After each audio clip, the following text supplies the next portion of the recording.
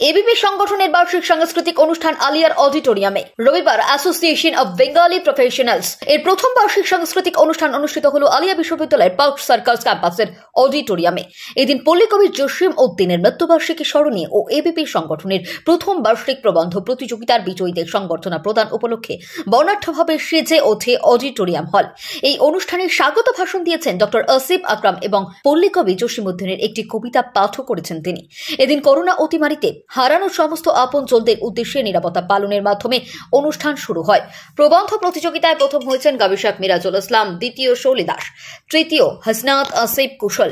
এছাড়াও নির্বাচিত হয়েছে আরও 10 জন প্রতিযোগী। প্রবন্ধ প্রতিযোগিতার হাতে স্মারক ও বিশেষ উপহারও দেওয়া হয়। যান্ত্রিক সমস্যার কারণে পত্রিকার আত্মপ্রকাশ সম্ভব হয়নি বলে জানিয়েছেন এবিপির জেনারেল সেক্রেটারি জান্নাতুল ফেরদৌস।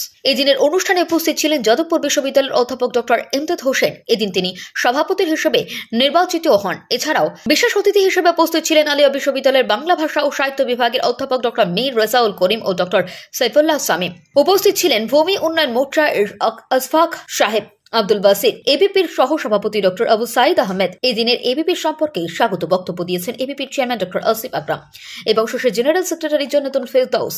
ধন্যবাদ জ্ঞাপনের মাধ্যমে অনুষ্ঠানের সমাপ্তি ঘোষণা করা হয়। যখন যে মানুষগুলো আছে বিভিন্ন ধরনের, সে ডাক্তার হতে পারে, ইঞ্জিনিয়ার হতে পারে, সে সাহিত্যিক হতে পারে, সে প্রফেসর হতে পারে, সে বিভিন্ন প্রফেশন থেকে যারা আছেন, তারা যদি সম্মিলিতভাবে কাজ করে তাহলে কখনো কখনো না রাজনৈতিকদের উপরে কিন্তু আমাদের ভরসা করতে হয় না। আমরা যদি একে অপরকে মিলে আমরা অনেক প্যারালাল সিস্টেম তৈরি করতে পারি, অনেক কিছু আমরা করতে পারি, যেটার জন্য আমাদেরকে কিন্তু কাঁদতে হবে। একটা মূল সমস্যা হলো, একটা এক্সাম্পল দিচ্ছি।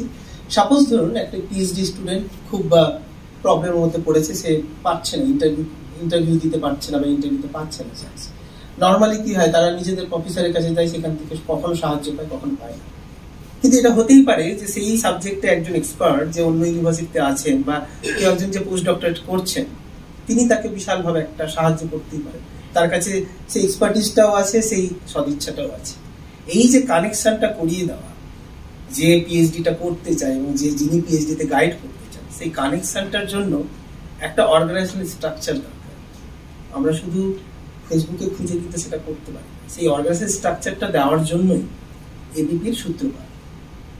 এবিপির আরেকটা গুরুত্বপূর্ণ দিক কি, যেসব বিষয়ে চর্চা কম হয় বা যেসব বিষয় নিয়ে গবেষণা কম হয়, বাংলার, বিশেষ করে বাংলার ক্ষেত্রে পিছিয়ে পড়া যারা আদিবাসী, দলিত এবং বাঙালি মুসলিম সমাজ থেকে আছে, তাদের নিয়ে যাতে আরো বেশি গবেষণা হয়, আরো বেশি লেখালেখি হয়, তাদেরকে যাতে অন্যরা জানতে পারেন এবং পারস্পরিক জানার মধ্যেই ঐক্য কিন্তু লুকিয়ে আছে। বহুতা সময়ের কথকথা শেরশাবাদিয়া সম্প্রদায়ের ভাষা সংস্কৃতির ইতিবৃত্ত।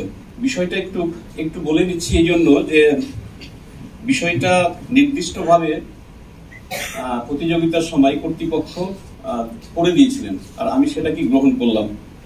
আমি তখন এই বিষয়টা নিয়ে একটু পড়াশোনা এবং লেখালেখি করছিলাম। আমি যখন আমার চাকরি জীবন শেষ করতে যাচ্ছি, তখন আমার হঠাৎ করে মনে হলো যে আমি এই শেরশাবাদী সমাজের মানুষ, সুতরাং আমার সমাজের জন্য কিছু কন্ট্রিবিউট করে যেতে পারি যদি, তাহলে হয়তো ভালো লাগবে। এই ভেবে আমি কাজটা শুরু করি।